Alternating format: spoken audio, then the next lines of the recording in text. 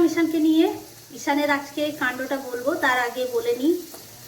কালকে বিকালে ইনস্টামার্ট থেকে 500 চিকেন, ফ্রেশ চিকেন কিনেছিলাম। তারপরে কালকে রান্না করে নিয়েছি। আজকে থেরাপি আছে বলে কালকে রাত্রে রান্না করেছি, কালকে খেয়েছি, বাকিটা আছে।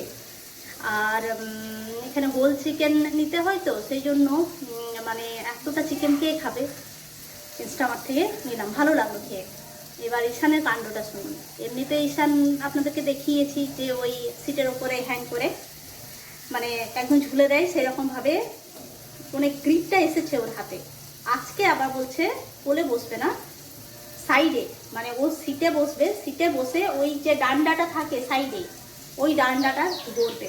তো আমি একটু ভিডিও নিয়েছি আপনাদেরকে দেখানোর জন্য। বাসে খুব হয় তো, শেকিং হয়, সেই জন্য ভিডিও ভালো হয় না।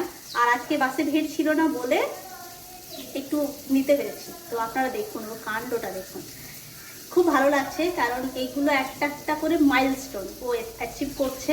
এগুলো নর্মাল বাচ্চার জন্য এগুলো নর্মাল, কিন্তু একজন স্পেশাল বাচ্চার জন্য এগুলো মানে বিশাল একটা পাওয়া। তো আমাদের মতো যারা স্পেশাল মা, তাদের কাছে যে কতটা খুশির খবর সেটা আমি বলে বোঝাতে পারবো না। একজন স্পেশাল মা আমার সাথে সেটা রিলেট করতে পারবে। তো আপনারা দেখুন ঈশানের কাণ্ডটা।